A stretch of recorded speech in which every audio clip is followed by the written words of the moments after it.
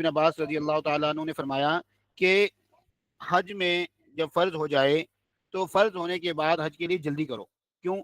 فإن أحدكم لا يدري ما يعرض له، اس لیے کہ یہ دنیا میں نئے نئے باتیں پیش آتی ہیں، تو تم میں سے کوئی اس بات کو نہیں جانتا کہ آئندہ اس کو کیا رکاوٹ پیش آئے.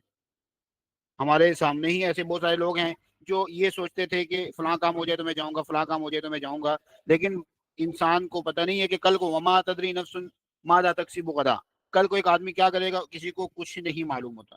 اس لیے جیسے ہی حج فرض ہو تو اس کو کوشش کریں کہ فوراً ادا کر لیا جائے. حاجیوں کے بارے میں حضرت ابو ہریرہ رضی اللہ تعالیٰ عنہ کی ایک حدیث مبارکہ ہے کہ آپ صلی اللہ علیہ وسلم نے فرمایا کہ حج اور عمرہ کرنے والے اللہ تعالیٰ کا وفد ہیں. اگر وہ اللہ تعالیٰ سے کوئی دعا مانگتے ہیں تو اللہ جل جلالہ ان کی دعا قبول فرماتے ہیں، اور اگر وہ کسی گناہ کو معاف کروانے کے لیے اللہ کے سامنے کوئی سفارش کرتے ہیں اپنی آہوزاری کرتے ہیں تو اللہ جل جلالہ ان کی گناہوں کو معاف فرما دیتے ہیں. اور ہم میں سے بعض حضرات ایسے ہیں جو کہ خود حج پر جا رہے ہیں، اور دوسرے بعض حضرات ایسے ہوں گے کہ جو حج پر تو نہیں جا رہے لیکن ان کے دل میں تمنا ضرور ہے، تو اللہ جل جلالہ ان کی تمنا کو پورا فرمائیں گے. لیکن ان کے لیے سر دست کرنے والا عمل یہ ہے کہ وہ حاجیوں سے دعا کی درخواست کریں. کیوں کہ حضرت عبداللہ بن عمر رضی اللہ تعالیٰ عنہ کی حدیث مبارکہ ہے، فرماتے ہیں کہ جب حاجی سے ملاقات کرو تو سلام اور مصافحہ اسے کرو، اور ان کے اپنے گھر میں داخل ہونے سے پہلے اپنے لیے ان سے استغفار کی درخواست کرو کہ تم ہمارے لیے استغفار کرو. وہ ہے کہ یہ جو سوالات آ رہے ہیں انشاءاللہ یہ ہمارے سامنے رہیں گے، ہم انشاءاللہ اس کو بعد میں اس کا جواب دیں گے. آپ سے گزارش ہے کہ جو موقع پہ سوال ہے اس کو یہاں لکھ دیجیے گا، آخری 10 منٹس میں ہم انشاءاللہ سوالات کے جواب دیں گے. فرمایا کہ ان کے لیے اپنے گھر داخل ہونے سے پہلے اپنے لیے استغفار کی دعا کرو ان سے، کیونکہ ان کے تو گناہ معاف ہو گئے ہیں. اور جب ایک آدمی بے گناہ ہوتا ہے تو اللہ جل جلالہ کے یہاں اس کی کوئی ویلیو اور اس کی قدر الگ ہے، گناہ گار کی الگ ہوتی ہے اور بے گناہ کی الگ ہوتی ہے. تو چونکہ وہ گناہوں سے پاک صاف ہیں تو اس لیے وہ آپ کے لیے اگر دعا کریں گے تو انشاءاللہ آپ کی ان کی دعا آپ کے حق میں بھی ضرور قبول ہوگی. اور حاجی حضرات جو ہیں وہ ایک کام ایسا کریں کہ اپنے پاس کوئی نہ کوئی ایک ڈائری رکھ لیں، کیونکہ وہ ڈائری رکھنے کا فائدہ یہ ہوگا کہ جو حضرات آپ سے دعاؤں کا عرض کریں تو آپ ان کا نام لکھ کر اور ان کی جو دعا ہے وہ ساتھ لکھ لیں، ایک لائن پر ایک ڈائری میں ایک جگہ اس کو انہیں بنا لیں کہ ان حضرات کے لیے میں دعا کرنی. کیونکہ جب آپ حضرات عرفات میں ہوں گے اور دوسری جگہوں میں ہوں گے تو بہت ٹائم ہوگا آپ کے لیے دعا کا، اپنے لیے آپ دعا مانگیں گے، آپ کے لیے جو دعائیں ہیں بعض دفعہ انسان کی دعائیں ختم ہو جاتی ہیں. تو یہ جو ہمارے بھائی ہیں جنہوں نے ہم سے اپنی دعاؤں کے لیے عرض کیا ہے تو ہماری حالت ایسی ہوگی کہ اللہ جل جلالہ ہماری دعا قبول کرتے ہیں. اور جب ہم اپنے غائب بھائی کے لیے، جو بھائی ہمارے سامنے موجود نہیں، اس کے حق میں دعا کریں گے تو دعا کی قبولیت کے چانسز اور بڑھ جاتے ہیں. تو آپ حضرات ان کی ڈائری اب ساتھ لے جائیں، جن جن حضرات نے آپ سے دعا کے لیے عرض کیا ہو ان کے حق میں ضرور دعا کریں. اللہ جل جلالہ آپ کی دعا آپ کے حق میں بھی قبول کریں گے اور ان حضرات کے حق میں بھی قبول کریں گے. اچھا جی، اب جب یہ طے ہو گیا ہے کہ آپ احرام کے لیے جا رہے ہیں تو آپ نے حج کرنا ہے، یہ تو آپ نے طے کر لی ہے. اب کرنا کیا ہے کہ آپ نے حج پر جانا ہے، حج کی تاریخ مل گئی ہے. اب سب سے پہلے کرنا کیا ہے کہ آپ یہ طے کریں کہ آپ نے کون سا حج کرنا ہے. آپ نے کون سا حج کرنا ہے یہ آپ طے کر لیں سب سے پہلے. تو اس سلسلے میں عرض یہ ہے کہ حج کی 3 اقسام ہیں اور ان کے نام یہ آپ کے سامنے شو رہے ہیں، نظر آ رہے ہیں. ان میں سے ایک حج ہے حج افراد، اس کو کہتے ہیں حج افراد ایک ہے. دوسرا حج ہے حج تمتع، اور تیسرا حج ہے حج قران. یہ حج کی الگ الگ اقسام ہیں. ہم تینوں کی تعریف کریں گے اور پھر ہم یہ بتائیں گے کہ ہم کون سا حج کریں گے.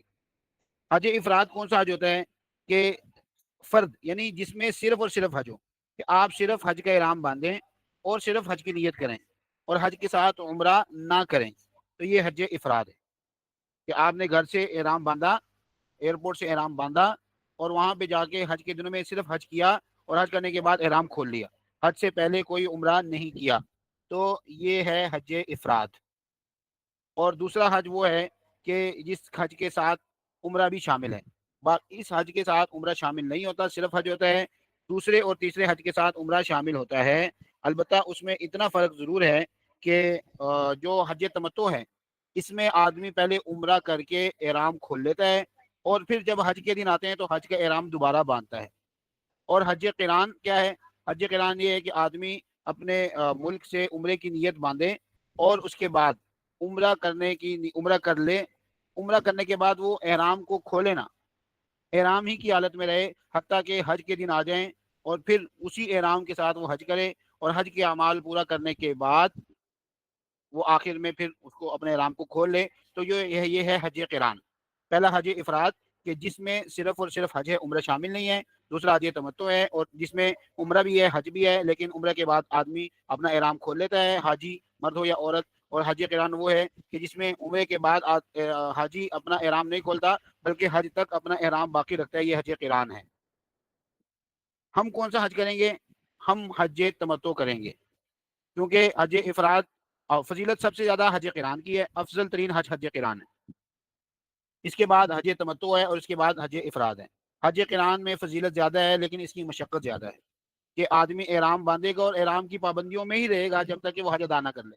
تو اس میں دن زیادہ ہوتے ہیں، مشکلات ہوتی ہیں، لیکن اس کی مشقت زیادہ ہے. عام طور سے ہم لوگ جو حج کرتے ہیں وہ حج تمتع ہوتا ہے کہ وہ کیا کرتے ہیں، پہلے عمرہ کرتے ہیں، عمرے کے بعد حلال ہو جاتے ہیں، بالکل جو عام آدمی کر سکتے ہیں وہی کام کرتے ہیں سارے. اس کے بعد حج کے دنوں میں دوبارہ حج کا احرام باندھ لیتے ہیں، یہ حج تمتع ہے. اور تیسرے نمبر پہ جو کم ترین فضیلت ہے جس کی، وہ حج افراد ہے. رسول اللہ صلی اللہ علیہ وسلم نے بھی حج قران فرمایا تھا، لیکن چونکہ حج کی مشقت بہت زیادہ ہے اس لیے ہم حج تمتع ہی کرتے ہیں. اور اس میں بھی فضیلت تھوڑی کم ہے لیکن حج افراد سے زیادہ ہے. تو چونکہ ہمارے اکثر حضرات حج تمتع کرتے ہیں تو ہم حج تمتع کے احکام کو بیان کریں گے. حج قران کے، حج افراد کے احکام بیان نہیں کریں گے، بلکہ صرف حج تمتع کے احکامات جو ہیں وہ ہمارے اس پورے کورس میں، 5 دن کا جو کورس ہے اس میں بیان ہوں گے. تو وہ ہے کہ ہم نے یہ طے کر لیا کہ ہمارا حج تمتع ہوگا. اگر کوئی آدمی چاہے کہ میں قران کروں تو اس کے احکام الگ سے وہ معلوم کر لیں. ہم اس میں چونکہ اکثر حضرات حج تمتع کرتے ہیں، علماء کی طرف سے بھی آسانی کی خاطر حج تمتع کا مشورہ دیا جاتا ہے، تو ہم حج تمتع کے احکام کو بیان کریں گے. یہ 3 اقسام ہوگی حج کی. اور پھر انشاءاللہ اب جی تو حج تمتع کے احکام بیان کریں گے، پھر اس کے کچھ اس میں مزید باتیں ہوں گی وہ آپ سے ہم شیئر کریں گے. حج کے اندر حج سفر ایسا ہے کہ جو زندگی میں اکثر حضرات، اللہ تعالیٰ ہم سب کو بار بار مقبول حج عمرے کی توفیق عطا فرمائے، لیکن اکثر ایسا ہوتا ہے کہ بہت سارے افراد کو زندگی بھر میں ایک ہی موقع ملتا ہے، اور اس سے پہلے وہ چونکہ جہاز کا سفر، ہوائی سفر ہوتا ہے، اس سے بھی نابلد ہوتے ہیں، ان کو اس کا اندازہ بھی نہیں ہوتا. تو ہمارے جو حج کی پریزنٹیشن ہے، یہ جو ہمارا کورس ہے، اس میں ہم شرعی احکام کو بیان کرنے کے ساتھ ساتھ کچھ انتظامی باتیں بھی بیان کریں گے تاکہ جو حضرات پہلی دفعہ جا رہے ہیں تو ان کے لیے آسانی ہو. جو حضرات تو اکثر جاتے رہتے ہیں ان کے لیے تو یہ تکرار ہوگا، لیکن پہلی دفعہ جانے کے والے حضرات کے لیے بہت مفید باتیں ہیں، اس لیے ہم ان کو عرض کر دیتے ہیں. دیکھیں، آپ نے جب حج کے لیے جانا ہے تو آپ کو کچھ ضرورت کی چیزیں، آپ کو ایسی چیزیں ہیں کچھ کہ جو آپ نے ساتھ ضرور رکھنی ہے. اب وہ یہ مختلف مواقع پر کام آتی ہیں. اپنی 5 تصویریں اپنے پاس رکھ لیں. پاسپورٹ کی کاپیاں بھی بنوا لیں، 4-5 کاپیاں پاسپورٹ کی بنوا لیں جس پہ ویزے والا صفحہ ہو، جس صفحے پہ ویزا لگا ہوا ہے وہ بھی ہے. یعنی ایک پاسپورٹ کی تو وہ جگہ ہوتی ہے جہاں پہ آپ کی تصویر ہوتی ہے اور وہاں پہ آپ کا نام وغیرہ ساری تفصیلات، پاسپورٹ نمبر لکھا ہوتا ہے، اور دوسرے نمبر پہ جو ویزے والا صفحہ ہے اس کی بھی آپ نے کاپی 4-5 کروا لینی ہے. اور ہر بیگ میں رکھ لیں، اپنے بیلٹ میں بھی رکھ لیں، اپنے ہینڈ کیری میں بھی رکھ لیں کہ کہیں بھی کسی بھی موقع پر آپ کو ضرورت پیش آ جائے اپنی پہچان کروانے کے لیے تو پہچان میں آسانی ہو. آج کل پاکستان کی حج اپلیکیشن بھی ہے، وہ بھی اپنے پاس ڈاؤن لوڈ کر لیں، اس میں بھی آپ کی معلومات ہوتی ہیں. تو انشاءاللہ اس میں یہ ہوگا کہ آپ کو کسی قسم کی پریشانی کا سامنا نہیں کرنا پڑے گا. اس کے بعد آپ نے 2 تھیلے ایسے رکھنے ہیں اپنے سامان میں کہ جس میں آپ اپنے جوتے رکھیں گے. دیکھیں، بعض حضرات کہتے ہیں کہ دیکھیں وہاں پہ جوتے ہوتے ہیں، بس کوئی بھی آدمی جوتا پہن لے، بس سارے ایک دوسرے کے لیے جوتے چھوڑ دیتے ہیں. ایسی بات نہیں ہے. ہم حج کرنے جا رہے ہیں، بہت بڑا عمل ہے، تو اس میں اس بات کا خاص خیال رکھیں کہ کسی کو تکلیف دینے کا ذریعہ نہ بنے. ایک آدمی نے جوتی رکھی، ہم نے اٹھا لی، پہن لی، اور وہ بیچارہ ڈھونڈ رہا ہے جوتی کا ہے اور وہ حاجی صاحب پہن کے چلے گئے ہیں. تو اس سے بہتر ہے کہ آدمی تھیلے لے کر جائے ساتھ، کم از کم 2 تھیلے ہوں، اس میں اپنا جوتا رکھے. ایک گم ہو جائے یا کہیں آگے پیچھے ہو جائے تو دوسرا تھیلا استعمال ہو. تو جوتا اپنے ساتھ ہی رکھیں گے تاکہ گم نہ ہو، اور گم ہونے کی صورت میں ہم کسی اور کو تکلیف دینے کا ذریعہ نہ بنے، نہ ہمیں خود تکلیف ہو، نہ دوسروں کو تکلیف دینے کا ذریعہ بنے. اسی طرح احرام کے 2 سیٹ رکھ لیں.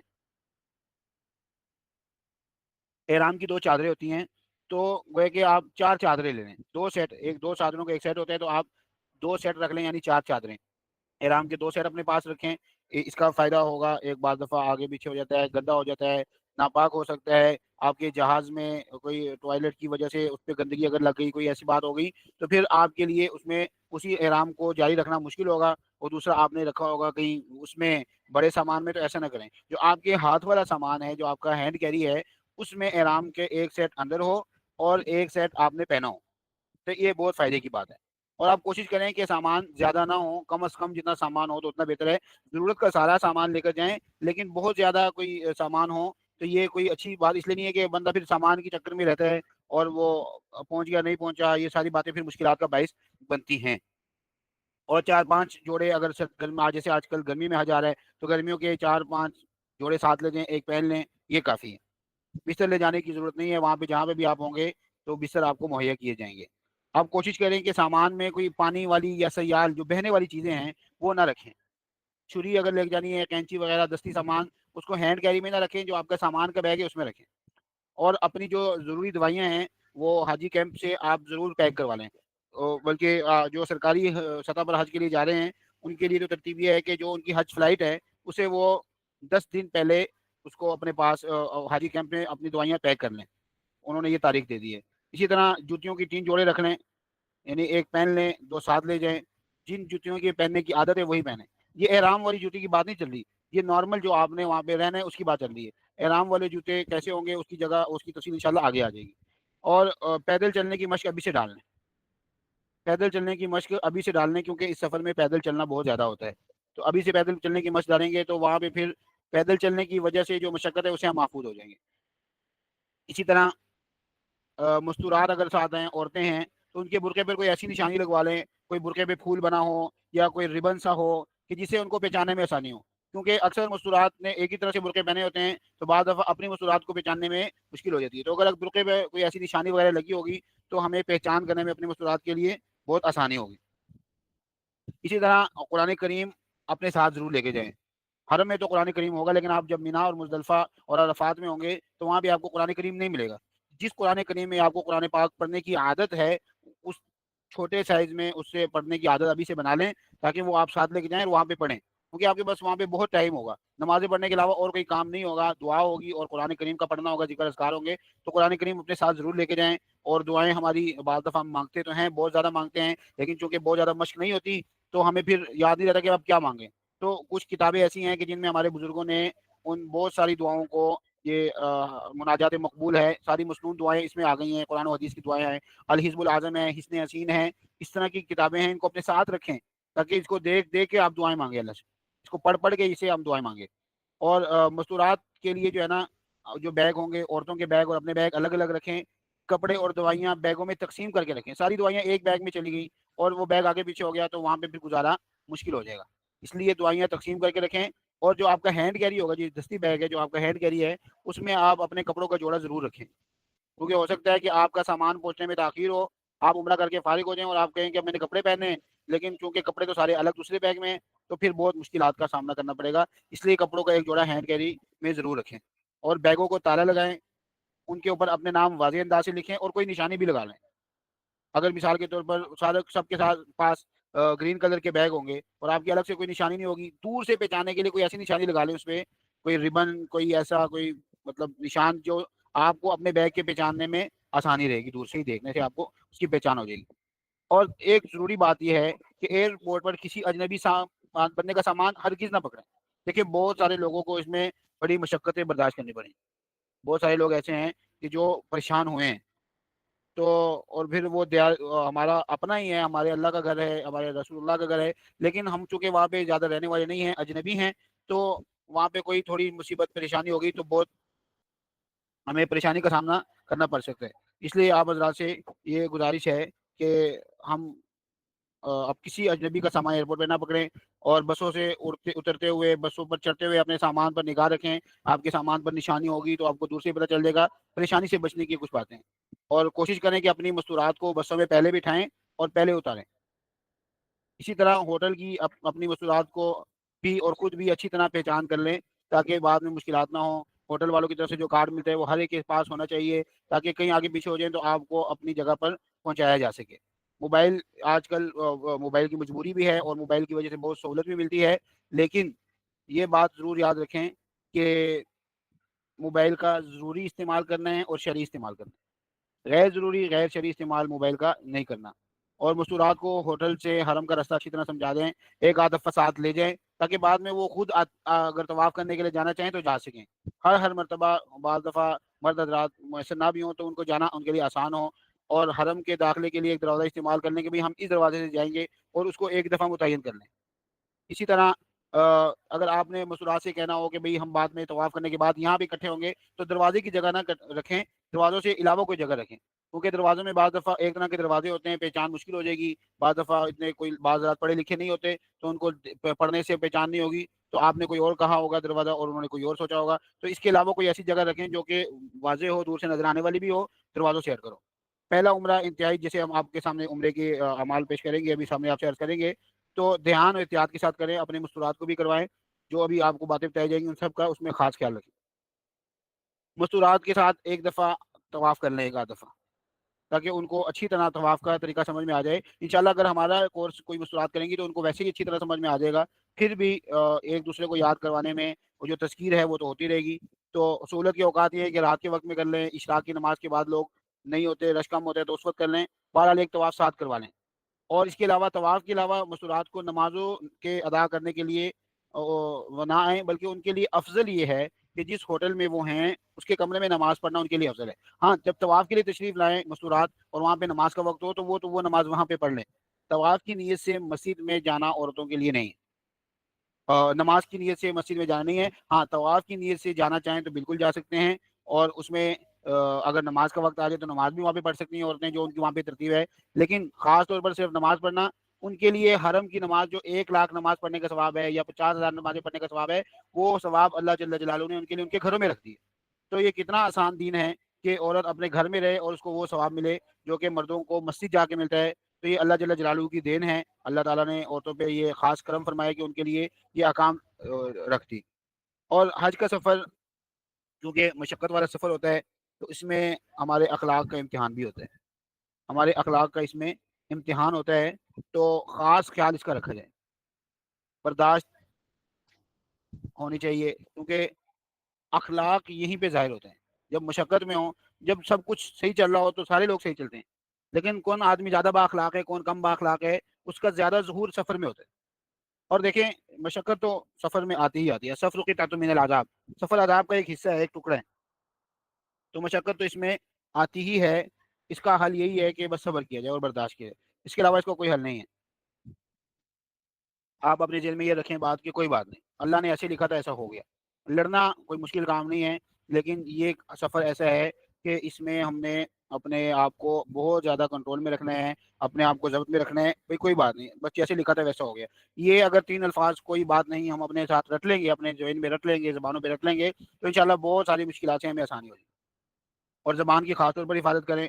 2 منٹ نہیں لگتے کوئی بات کرتے ہوئے, لیکن اس کو جو اس کے جو اثرات ہیں وہ لمحوں کی جو خطا ہوتی ہے نا, وہ سالوں بھر جو پوری نہیں ہوتی, بلکہ بہت عرصے تک اللہ تعالیٰ ہمیں سب کو محفوظ رکھے. اس کا گھاؤ بڑا گہرا ہوتا ہے. کہ جراحات سنان التئام ولا یلتام ما جرح اللسان, کہ تلوار کے زخم تو بھر جاتے ہیں, زبان کے زخم نہیں بھرتے. تو اس کا بہت خاص طور پر خیال رکھا جائے. اور اگر کوئی تکلیف آئے, اگر صبر کریں گے تو مومن کو اس پر بھی اجر ہے. نعمت پر شکر کرنے پر جیسے اللہ کی طرف سے اجر ملتا ہے, اسی طرح تکلیف پر صبر کرنے کی وجہ سے بھی اجر ملتا ہے. اور وقار کے ساتھ رہیں, ٹھہراؤ کے ساتھ, وقار کے ساتھ رہیں. یہ اللہ تعالیٰ کو بڑی صفتیں پسند ہیں کہ آدمی برداشت کے ساتھ رہے اور اطمینان وقار کے ساتھ رہے. جلد بازی کوئی شریعت میں محمود اور قابل تعریف چیز نہیں ہے. شور نہ مچائیں, جلد بازی نہ کریں, اور اپنی جو عیوب دیکھنے والی آنکھ ہے اس کو بند رکھیں. لوگوں کے عیبوں کو دیکھنے والی آنکھ بند رکھیں, لوگوں کی خوبیوں کو دیکھنے والی آنکھ کھول کے رکھیں. کیونکہ اگر لوگوں کے عیبوں پہ نظر رکھیں گے تو اپنے دل ہی کوڑتا رہے گا. سب کی اصلاح تو ہم کر نہیں سکتے کہ سب کو ٹھیک کر دیں, تو اس لیے اپنے آپ کو یہ تکلیف کیوں دیں. کسی مسلمان کو حقیر نہ سمجھیں. ہر مسلمان کو, جو خاص طور پر جس کو اللہ نے اپنے گھر بلایا ہے, اس کو بالکل بھی حقیر نہ سمجھیں. وہاں کے لوگ رہنے والے ہیں, ان کو ہرگز یہ نہ کہیں کہ بھئی کوئی سوچے بھی نہ, تو بھی وہ اللہ نے وہاں پہ رکھے. نہ ان کے بارے میں ان کو کچھ بدگمانی کرنی ہے, نہ بد زبانی کرنی کہ ایسے ہیں ویسے ہیں, کوئی نہیں. اور اللہ, ہر مسلمان کی اللہ کے ہاں کیا اہمیت ہے, کیا فضیلت ہے, وہ اللہ ہی کو معلوم. ہم اس چیز میں وقت پڑھ کے اپنا وقت ضائع نہ کریں, بلکہ اپنے وقت کی قدر کریں. ایک قرآن پاک پڑھا, 1,00,000 قرآن پاک پڑھنے کا ثواب ہے. اور ایک آدمی عمر بھر بھی قرآن کریم پڑھتا رہے تو 1,00,000 قرآن نہیں پڑھ سکتا, لیکن حرمین میں ایک قرآن ختم کر لیے تو 1,00,000 قرآن ختم کرنے کا ثواب ملے گا. کہ ہم نے اللہ کے دربار میں حاضری دی ہے, تو دنیا کی باتوں کی ہمارے پاس فرصت ہے ہی نہیں. لا یعنی کام تو عام حالات میں بھی نہیں کرنا چاہیے، خاص طور پر جب اللہ کے دربار میں چلے گئے، حج کے لیے چلے گئے، تو بھئی اچھا مسلمان تو وہ ہوتا ہے جو فضول کام کرتے ہی نہیں ہم. اور یہ اپنے آپ کو اطمینان میں رکھنے کے لیے، سکون کے لیے، بے چینی سے اپنے آپ کو بچانے کے لیے، کڑنے سے بچانے کے لیے اس بات کا اہتمام کریں کہ اس چیز کی فکر نہ کریں کہ بھئی آپ کو کتنے کا پیکج پڑے، آپ کو کتنا خرچہ ہو گیا، کتنا نہیں ہوا. جس کو اللہ نے بلایا ہے اس کے خرچے کا انتظام کر دیا ہے. جو اللہ نے آپ کو دیا، آپ نے اللہ کے دیے ہوئے مال میں سے حج کیا، تو اللہ جل جلالہ آپ کا حج قبول کرے. دوسروں سے اگر پڑھیں گے تو پھر یہی سوچتے رہیں گے کہ اگر وہاں کر لیتے تو سستا ہو جاتا، مہنگا ہو گیا. یہ اس میں پڑھنے سے بہتر ہے کہ ہم اپنے وقت کو قیمتی بنائیں. اور اگر خریداری کرنی ہو تو اس کے لیے ایک آخری ایام رکھ لیں. شروع میں بس یہی رہے کہ بھئی ہم نے یہاں پہ شاپنگ کرنی ہے، ہم اپنی عبادتیں کرنے کے لیے آئے ہیں. اور گناہ سے خاص طور پہ اجتناب کریں. جیسے نیکی بہت زیادہ بڑھ جاتی ہے تو گناہ بھی، اس کا وبال بھی بہت زیادہ بڑھ جاتا ہے. حضرت عمر رضی اللہ عنہ نے فرمایا کہ اگر میں رقبہ، طائف کی ایک وادی ہے، طائف کا ایک مقام ہے، کہ اس مقام میں اگر وہاں پہ میں 70 گناہ کروں تو وہ میرے لیے ہلکے ہیں بنسبت اس کے کہ میں مکہ میں ایک گناہ کروں. اور ایک گناہ جو بہت زیادہ ہوتا ہے اس سے بچنا ہے، بد نظری کا وہ گناہ. بد نظری کے گناہ سے بہت زیادہ بچنا ہے. اور اس کا آدمی اس کا بار بار مرتکب ہونے کے چانسز ہوتے ہیں، لیکن ہم نے اس سے بچنا ہے. اور موبائل کا غلط استعمال، بلکہ پہلے یہ عرض کیا کہ ضروری استعمال ہو، جائز استعمال، ضروری استعمال. غلط استعمال کرنا، تصویریں ہر موقع پہ لینا کہ یہ آگے. بعض دفعہ رسول اللہ کے روزے پہ کچھ عادات موجود ہوں، وہاں پہ سیلفیاں لی جا رہی ہوں، خانہ کعبہ پہ لی جا رہی ہوں، تو یہ اس سے بالکل احتیاط کریں. یہ ہمارے اس سفر کا وہ خاصا نہیں ہے، بلکہ ہم نے تو صرف اللہ اور اللہ کی رسول کے دربار میں جانا ہے، وہاں پہ عبادتیں کرنی ہیں، اللہ کو راضی کرنا ہے. تو یہ کچھ انتظامی باتیں تھیں. انشاءاللہ اس کے بعد ہم سفر عمرہ کی تفصیل بیان کریں گے، گھر سے نکلنے سے لے کر اور وہاں تک پہنچنے کی، اور احرام باندھنے سے لے کر احرام کھولنے کی. تو یہ کچھ باتیں تھیں. ہمارے سبق کا وقت پورا ہو چکا ہے، تو انشاءاللہ کل تک کے لیے ہم اپنا یہ میٹنگ ختم کرتے ہیں. کل انشاءاللہ دوبارہ حاضر ہوں گے. جزاکم اللہ خیر.